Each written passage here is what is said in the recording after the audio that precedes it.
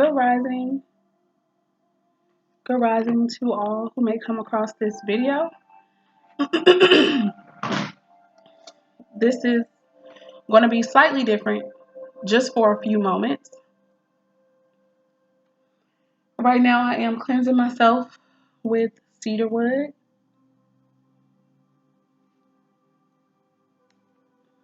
Speaking in abundance over myself and all who come across these beautiful readings that'll be coming through today.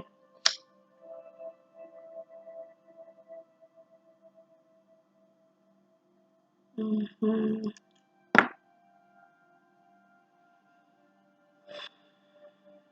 Thank you, Most High.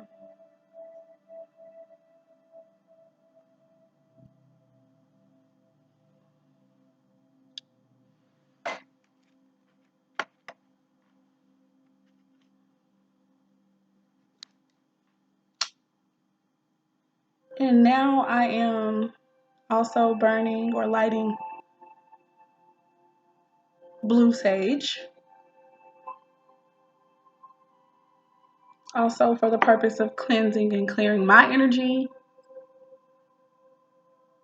as well as the energy here in this room. This smells so good. I'm used to the scent of white sage, but this smells amazing as well. I am here for it as well. Hopefully my music is not too loud in the background, but I love it. This is not going to be a reading right at this moment, but I'm doing all of the things that I do to actually prepare for a reading, because right after this, I will be starting the readings. But I did want to come and make it's like an announcement or update video, particularly about my website. I also wanted to briefly discuss how I even got into doing readings. And I think I just want to do this so it's already done and out of the way. It smells so good.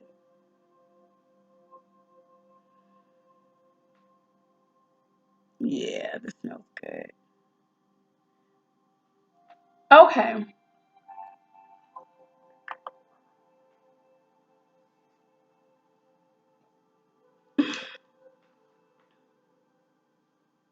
All right. So I need to be able to think. So that's the reason why I had to cut it down just a little.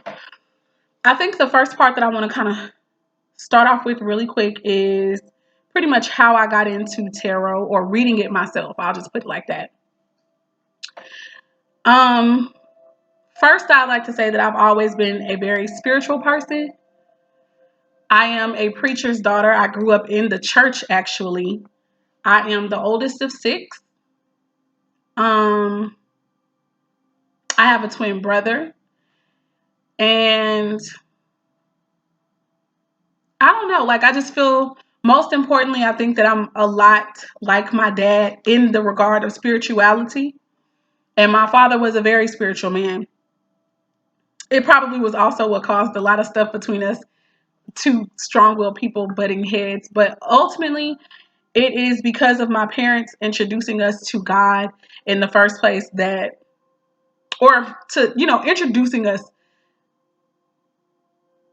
once we were older and stuff to the idea of God or just a higher power, right?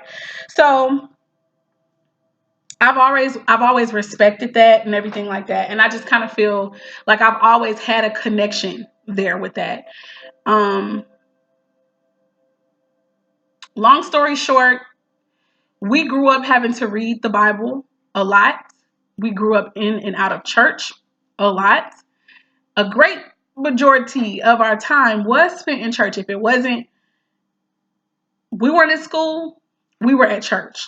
And if it wasn't for Sunday, it was like whatever weekday events that were going on. My father also was considered an evangelist and a teacher. So we also traveled to church events and stuff like that. So church was a really, really, really, really, really big part of our lives, as well as just the Bible. So always been spiritual. I actually enjoyed it. I loved it. Even more importantly, I feel like I learned how to go and study the Bible like to study it because of some of the heavier discussions that I used to have or want to have with my parents or my dad particularly. And I learned how when it came to daddy, you kind of had to have your stuff together. So I learned to research because of him. I learned to research certain belief systems that we had in church that I did not necessarily agree with or that I didn't understand. And I needed more clarity on them. And I think that was both a good thing and a bad thing in the eyesight of daddy. Like, he was probably happy I was reading my Bible anyway, but I would read a lot and I would question a lot of the practices that we had, which led me on my spiritual journey when I got old enough to kind of really understand some things that were going on in church. And I was like, this is not right. Even according to the Bible, a lot of stuff that was going on in churches was just not right. And I kind of became like a rebel. And it's not like it was something I was trying to do on purpose, like I'm going to be a rebel. It was more so like I'm going to question stuff if it's not lining up, or if certain things I see hypocrisy. Though I can be a hypocrite, and though I think all of us have been, the point is like, look, this is not adding up. So something else is going on here, and let's just talk about it. Let's just put everything out on the table. That's the way I've always been. That used to kind of get me in trouble both with my dad as well as with other ministers and stuff like that when I was in church. There also was a time that I felt that I wanted to be. There was also a time that I felt I wanted to be a minister.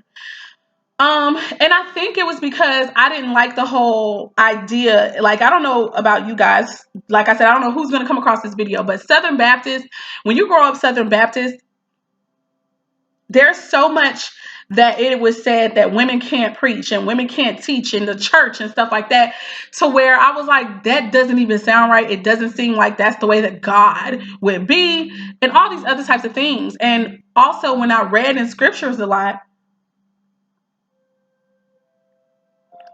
even in the Bible, I could see how the Most High God of the world utilized women.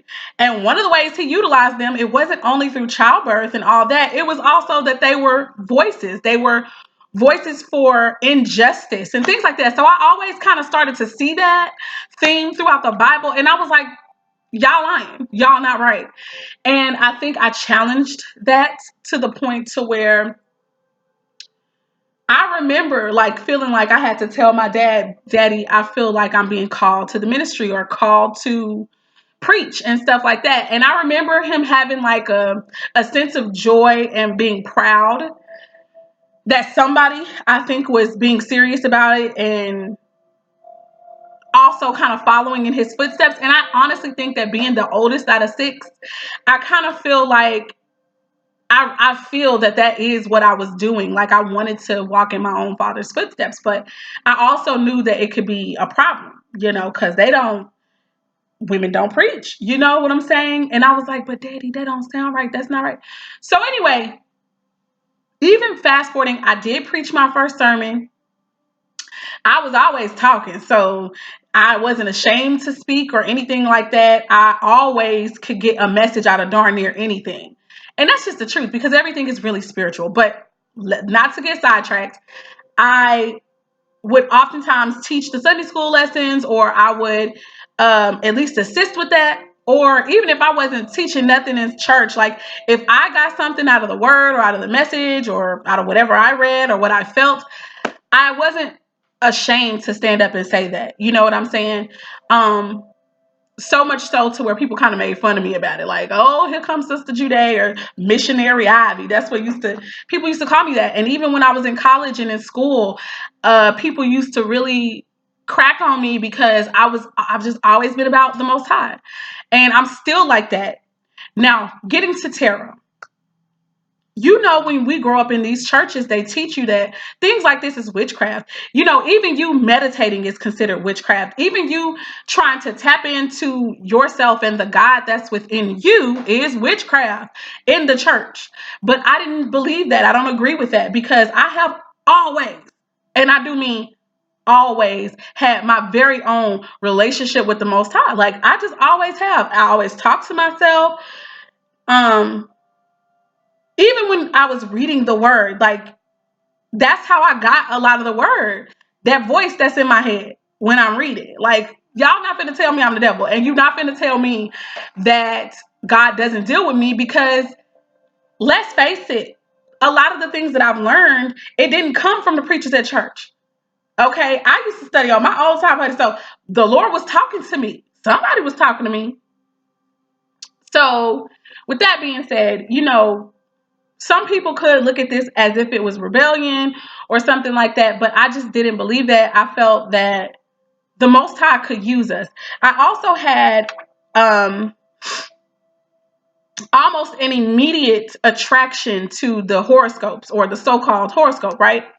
And I remember that I was like, this can't be all as evil as we are taught that it is. I did agree that there's some ways that it can be misused, misrepresented, but I was like, this can't be wrong. There's so much truth and accuracy in this stuff that it can't be all wrong. There's got to be something that's right about it. And I remember just researching and studying and just talking to the Father, like, Most High, look, I need you to show me some stuff. Show me the truth about a lot of these different things. And I'll never forget learning about Job, reading in the book of Job about something called the Maseroth. And when I went to go and reread, like, okay, because that's in Hebrew, so I'm like, what in the heck is this? When I Googled the Maseroth, because I didn't even find out what the word Maseroth really meant in Hebrew for a while. But I went and saw that word, and I Googled that word. And so many other people had already began researching that and kind of putting the zodiac and scripture together.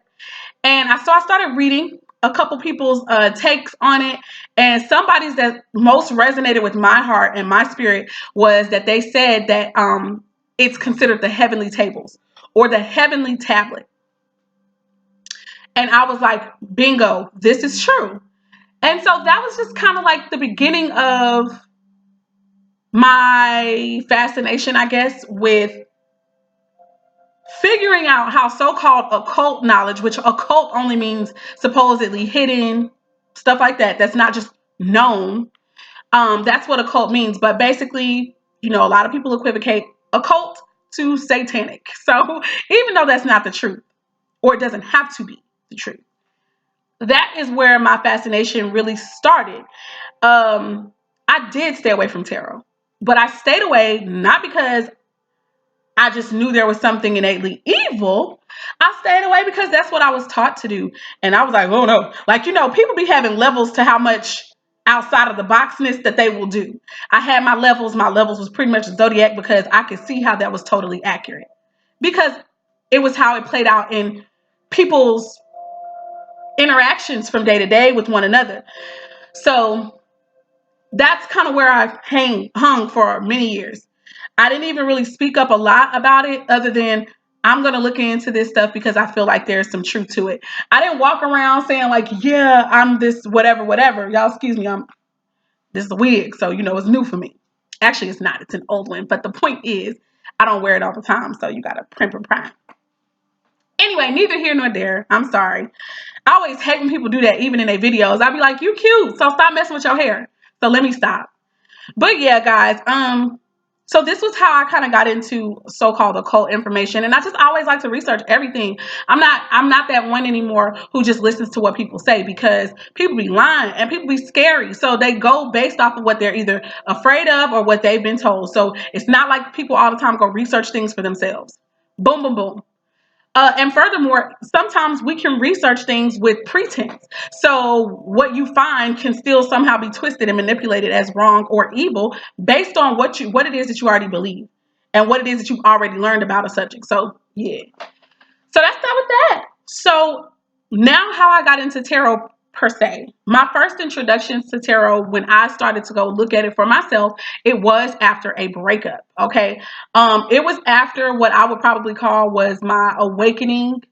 I've always been spiritual, and I feel that we all go through like different levels of awakenings, but this one was the one where I found out about something called a twin flame. Y'all hold on, this doggone. Okay, I found out something about twin flames and stuff like that. And my whole reasoning for looking up information was actually because the Most High had taught me so much after this breakup about why do I say he? it's familiar. What the Spirit expects from people who are married, who want to be married, who are single and they love, be it a romantic relationship or, of course, just with love and family and community. But it would start through these so-called spiritual and romantic relationships. This is something that the Most High gave me. He started giving me very vivid dreams about certain things. At the time, I was thinking I was going to get back with my ex.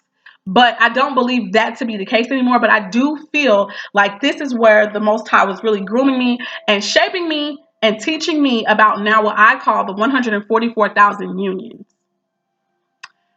Now, right now, somebody could say they are the twin flame unions. All right. So that's why whenever you see me mention anything about these unions, I'm going to say it's the twin flame 144,000 unions. That's what I'm talking about. And these are pretty much spiritual bosses, spiritual power couples who go through rigorous training just in life in general, and also especially through these relationships. They go through a lot, just some different things. They don't always have to be really hard, but they definitely go through a lot of inner work, healing, based upon these relationships that they are involved in, that it's for the both of their good, and not just their good, but the good of people who might hear their testimony for years to come. And I feel like the Most High was showing that the Most High, like, the Spirit plans on putting people together, allowing them to go through these experiences that they'll have to get healing from, get closer to themselves or the God in themselves behind, and then bring them together, not only to be all lovey-dovey and in love with one another, or not even only just to procreate and bring other beautiful souls into this world, but to literally raise the vibration of love here in the atmosphere to usher in the kingdom. Not just any kingdom, but the Most High's kingdom.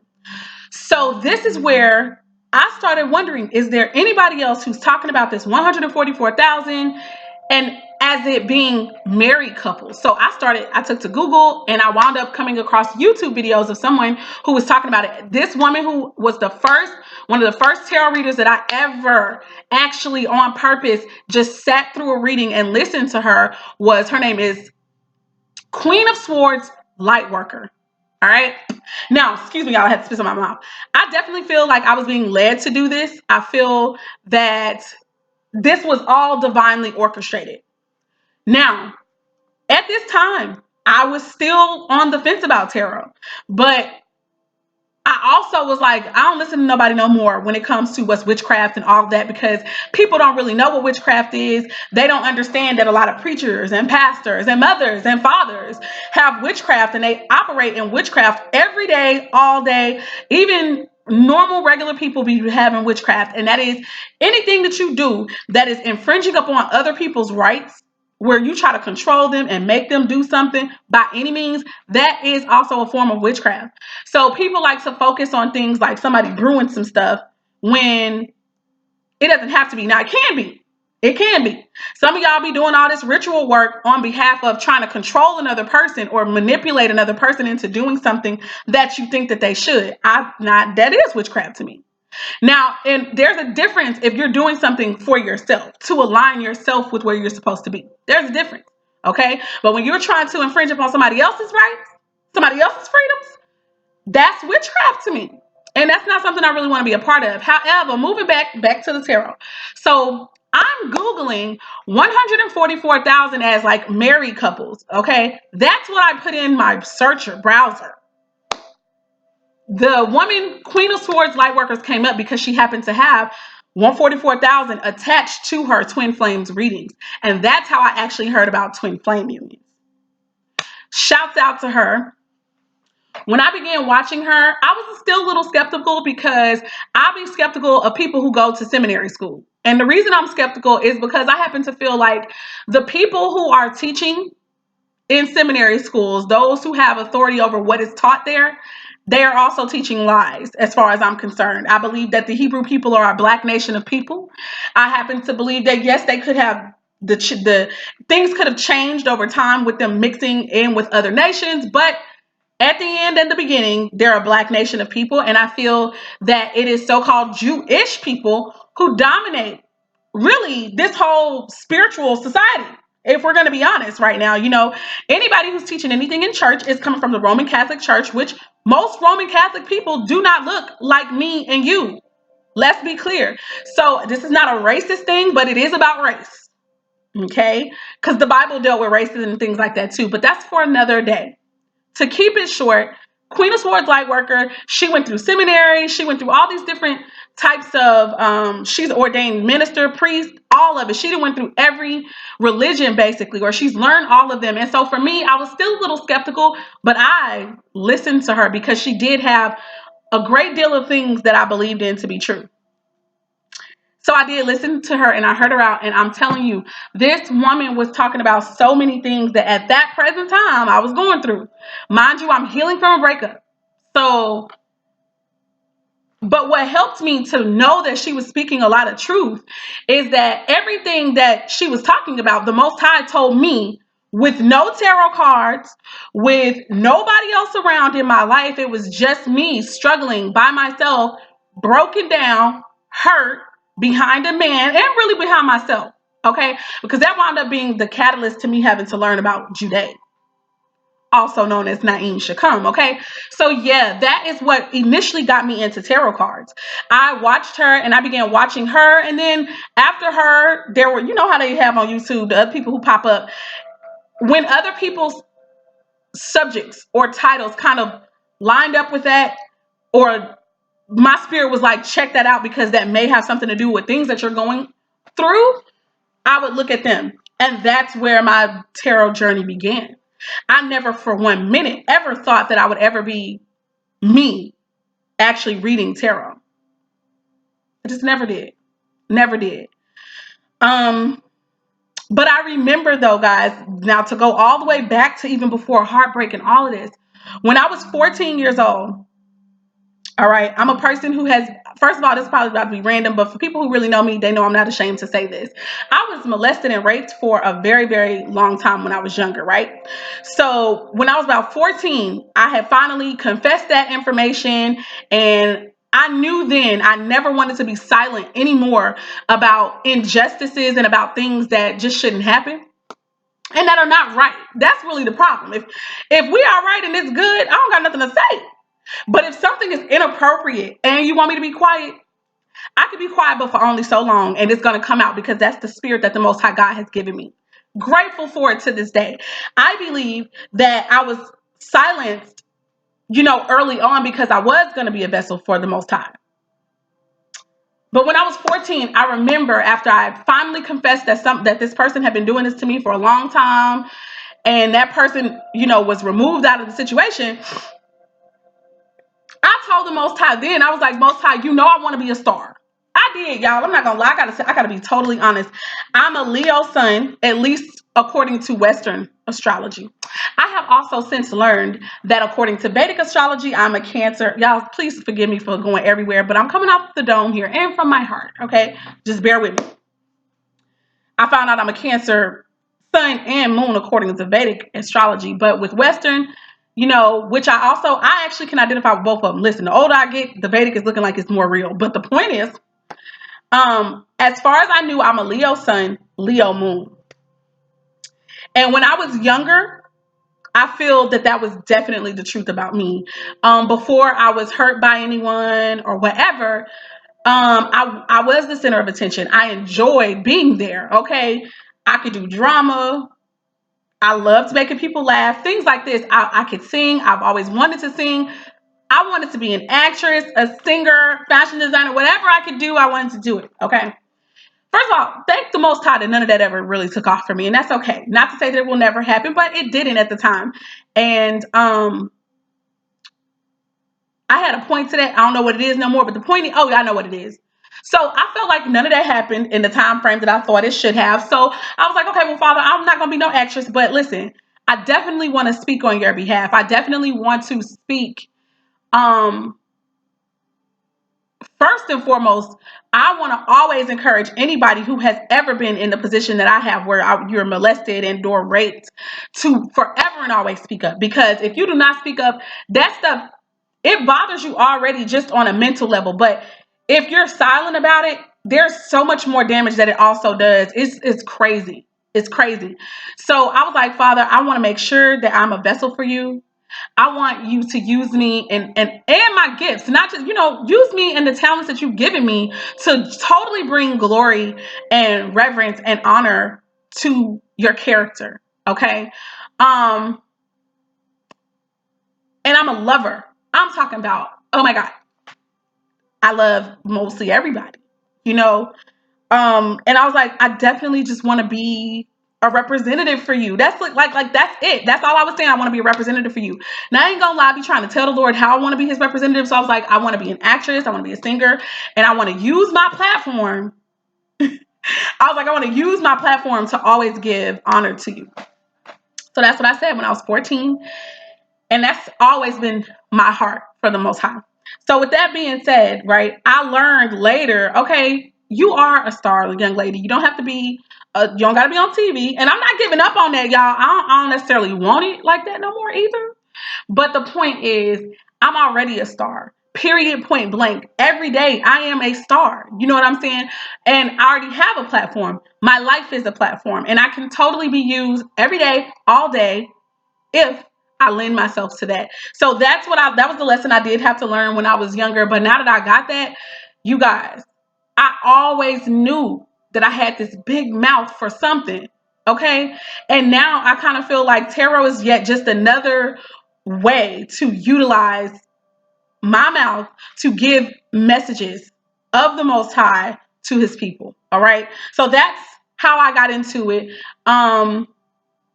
That's not exactly the way. I got to tell y'all the exact way what happened. It was in October. So just so y'all know, I've actually only been practicing tarot with no formal training, which I'm sure some of y'all who come across me can tell that this girl don't know what she doing. You're right. I don't. I definitely flow with my spirit. But of course, we've got the, traditional meanings of everything, but it's intuitive for me. It's what I hear the Most High telling me or what I feel, So, but I'm so grateful and I love it. I love being able to do it. It is from a pure place. Yes, it came after some traumatic experiences for me, but it is definitely from a pure place that I practice because I just didn't want to do it. Like I didn't think about this. I never ever thought for myself that I could read tarot for anyone else, let alone for myself. That's what I was going to the people for. You know what I'm saying? Or not that I went to them, but if that makes sense, this is when I was looking at what I was looking, by the time I finally got into tarot, because of Queen of Swords Lightworker, then I started watching other people, and then every now and then I might go see, okay, who else is talking about some of the same stuff that Spirit already told me? Who else? Okay. And that's how I got into it. Other than that, y'all, I never thought I would do it. And October of 2018, which ain't that far, ain't that long ago, only last year.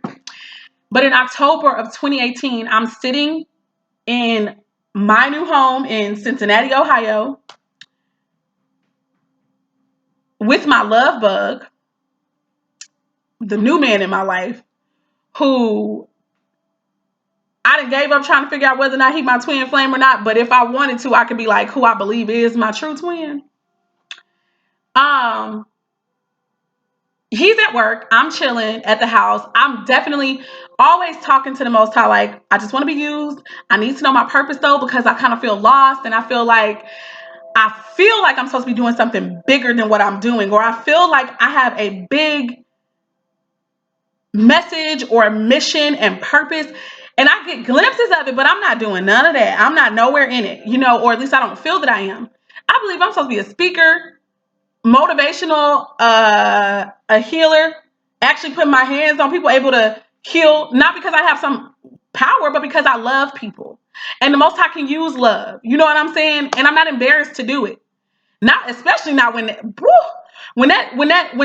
energy comes up on me that somebody needs something. I'll be like, okay, Most High. Plus, I didn't learn now how not to be afraid. Like, I've tested the Most High when I hear that voice telling me, go say this to that person or go do this. Don't get me wrong. Do I be scared? Yes, I be scared. Yes, I be scared. Because one, I don't want to look crazy. Two, you never know how nobody will react to you. You know what I'm saying? In this crazy world, somebody can pull out a gun on you. Somebody could be ready to fight you. So you just never know, But I'm like, look, I don't got no problems. I just love you, and I want to do what the Most High told me to do for you. And I also have this fear of being wrong. Okay, and by wrong, I mean I have this fear of that voice is going to lead me wrong. But y'all, I have tested it and I have tried it. And each time that I got a certain feeling that came across me and the Spirit told me to either say something or do something, and I tried it and did it, it was accurate every time. And the people are looking at me like, how did you know? And I'm like, no, what you don't know is I really didn't know. I wasn't sure. But I love the way that Spirit does that. And it's always so rewarding and gratifying. So I do believe that this is a part of my life purpose. I just have no idea how it's going to come about. But this is one small thing that I do believe I can do now, which is tarot. Now listen, October, I want to say it was the 12th of October, y'all. October 12th. Now it's crazy because I don't remember the day I supposedly got saved in church. And no offense to anybody who still believes in that, but I don't. I believe that most of us who are here, we already have a journey. Now, maybe all of us maybe everybody doesn't have that plight. I believe I've always known I've had a mission here. I didn't know exactly what it was. I've been having to spend my lifetime, things get unlocked as I'm living, but I believe there is something that I am here to do. And I've been begging, like, Most High, please help me, let me know. But long story short, you guys, October 12th, this is the reason I brought that up about being saved. I don't remember the date that I was saved. I don't remember no date that I was baptized. And I was baptized 3 or 4 different times trying to make sure. Okay. And I don't remember the day. But the day that I was told to go and buy some tarot cards, I remember that day. I remember that day. And that's really strange to me, but whatever. October 12th, I literally heard an audible voice tell me in my head, like when I'm reading stuff, go pick up a deck. So like a robot, I turned to the Google because I'm an online shopper. My husband, he is too. So I was just going to try to order them from offline, but it was like, nah, you need this right now. Not only do you need this right now, you want to go fill it out. You need to fill it out. I ain't have to go ask nobody how you pick out no deck. None of that. It's like the Spirit totally led me to do it. So when I found it, I had to look up a place though that sold it. And I did because I'm new to the area that I'm in. I live in Cincinnati now. This is not Cincinnati. I'm in Houston. But the point is, I was new to the Cincinnati area. So I had no idea where to even start to look for this stuff. Googled the place, found the place. The Most High was like, that's the place. I'm like, okay. And when I say the Most High, I'm still talking about me. Because when you hear voices in your head, it ain't no voice that don't sound like you. Just putting that out there. So the Spirit told me, go buy it. So I went in there. I didn't know what to really look for, you guys. But then there was this one deck. The whole box just spoke to my spirit like Earth Warrior. I call myself a spiritual warrior now because I know that's what I am. Know it for sure. It's in my bloodline. Okay, it's my bloodline. But anyway, so this deck, Earth Warriors, stood out to me. But then I go read it because I'm like, maybe, I read up a little bit right away. I heard about all this stuff, but none of that made no sense to me. I don't know nothing about none of this. But when I read the back of what the Earth Warrior deck was talking about, that sounded like me and where I was, especially at that time. So that was my first deck. I ain't get no Smith Rider-Waite deck or nothing like that. Nothing against it. But that's not what I was led to. My spirit actually led me to get the Earth Warrior deck first. And that's where I began doing my readings. And I practiced on myself. Baby, that thing was so accurate. It to scare the mess out of me how accurate it was. I was shaking in there and just like Most High. Okay, I feel you. And so that was how my tarot journey began. That is the end of the story for me. I don't want to hold you guys any longer. Been talking for 30-some minutes because I'm a talker and I can. But that's how that began for me. Now, just to move on to a brief announcement about how my website works. Okay, so I got to be totally honest with you guys. I did my website on Wix, right? And I did not have the funds to go ahead and do it where people can pay me on my site. So the way that you have to do it is you book on the site.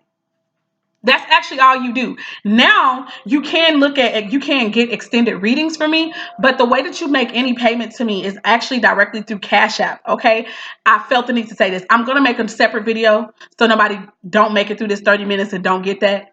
So I'll just do that right now. But for those who made it to the end of that other information, the way that you book with me is through the website. I get an email and it lets me know that you set up a time or a day. But other than that, there's no way to actually pay me from the site, which is the reason why I think it'll say pay in person. But you're really not, the only way that's going to be done is by Cash App. All right. So that's that with that. Shalom. Thank you if you made it all the way through to this portion of the video. Please do not hesitate to speak to me.